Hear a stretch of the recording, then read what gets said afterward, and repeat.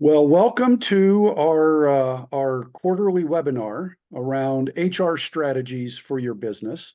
And as we're approaching the new year, we thought we would talk about some of the things that most companies should keep in mind as they come into the new year from an HR perspective. And by way of introduction, my name is Tom Applegarth. I am responsible for HR, the HR practice here at Preferred CFO. And of course, Preferred CFO does outsourced finance, accounting, HR, and payroll work for companies. And so, if you have any needs in that area, we'd be more than happy to help you. So let me just again, as kind of a brief introduction, I've been in HR my entire career for more than 30 years. I've been in large companies, Fortune 500 companies like Goodyear Tire and Rubber Company and Amoco. I've also been in small companies. I was the head of HR of a company called Potter Electric that is about 250 million in revenue and about 700 employees. And I have been at Preferred CFO almost a year and helping many different companies with their HR function in their company. So as you come into 2024, I think there are several things to kind of think about. Performance management is one. Many companies do performance management on a calendar year basis and at least give annual feedback to employees. And so that's something to definitely think about as we come into the new year. There's usually, and this year is no exception, there's usually new employment laws every year. And this year there are many new employment laws as well. And then I think it's always good to think about employee engagement. I think there continues to be very low unemployment, and many companies continue to struggle to get the talent that they need. And employee engagement, I think, is something to always keep in the front of your mind as you think about how to hire and retain the best employees. So this economy has, in spite of many people predicting that we're going to have a recession, and there has been a little bit of a slowdown in the number of new jobs created every month, but unemployment continues to be very low at around 3.5% or so. And many companies continue to struggle with turnover and have issues trying to replace that turnover. And so having a great plan on how to attract and retain the best talent is one of the things that every company should be thinking about. It's a couple of different ways to do that. Performance feedback process and a pay for performance methodology is one of those. Most employees want feedback. And great managers give constant feedback to their employees. But many businesses find it helpful to have a formal performance feedback process to make certain that all managers are providing feedback to employees on a regular basis. And at least once a year, I find it very useful, but maybe even twice a year or maybe even quarterly, depending on your organization. But providing feedback to employees is critical. It's something that they want. And it's also a way for you to help employees understand how they can improve. And most employees want to continue to improve. And so providing them that feedback is very helpful. Many companies are on a cycle of providing employees an annual increase in their base salary once a year. And employees expect that at least once a year. Some companies may want to do it more frequently than that. But at a minimum of once a year, most employees are going to expect that you're reviewing their compensation and increasing it. And I think as companies go through and look at that process, there's two extreme ways that that companies can go about doing it. One extreme way, which not very many companies do, but you take your budget and basically give all employees the exact same amount. It's usually not very effective, and I don't recommend it. The other way to do it is to really base it on employees' performance and where their compensation falls compared to similar positions in your company and in other companies. Most US companies report in the surveys that they're planning a 4% merit budget in 2024. And so as you look at how you distribute that bucket of money, I think it is best practice to first understand where are employees paid relative to similar positions in your company and in other companies.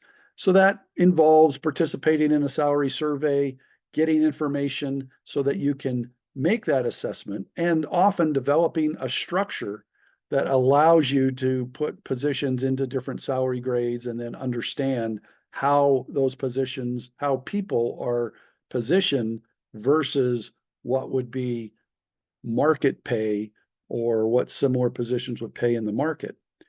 And then assessing their performance, because you want to, as an organization, reward the employees that are your top performers. And the way that unfortunately means that people that are average or below average performers may get a smaller increase and should get a smaller increase than those that are your top performers. The group that you really want to make sure you're rewarding on a 4% merit budget that you want to give 8, 9, 10% is that group that is your top performers that are relatively underpaid compared to other employees in similar positions in your company and in other companies, because that's the group that you really don't want to lose, but you're probably at the highest risk of losing if you don't give them a big merit increase, give them great performance feedback, and really make their working environment something that they're excited about.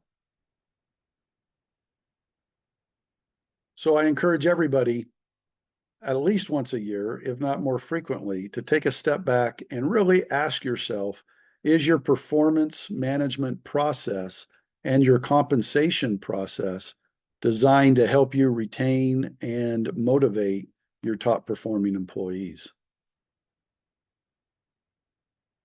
So every year, there's usually many new state employment laws that go into effect at the first of the year. And this year is no exception. There's a number of states that are implementing paid family leave laws, and that increases us to 12 states that have paid family leave laws. And so making sure that you understand the laws in the states where you have employees and are abiding by those is definitely important. State minimum wage laws are increasing, so you need to make certain that you're paying the appropriate, paying everybody above the minimum wage. There are some states that have implemented certain restrictions around independent contractor status. And this is one of the things that I see a lot of companies not doing correctly. And some who get caught, it ends up costing them significant amounts of money, is making certain that they're classifying employees appropriately as either a employee or an independent contractor. And the federal government has laws that need to be followed in this realm, but states do as well. And so there's 24 states that have specific laws concerning independent contractors, and making sure that you're following those laws as well as the federal law is certainly important. And then there are new states. There are currently 9 states that have pay transparency laws, usually requiring posting of salary information when you're advertising for a job, and then also restricting your ability to ask candidates what they are currently making or what they made at their last job as you interview them. And there's many other employment laws. This is just an example of a few, but making certain that you are aware of and following the laws in the states that you do business is definitely something that you ought to make sure you have processes in place to help you do that.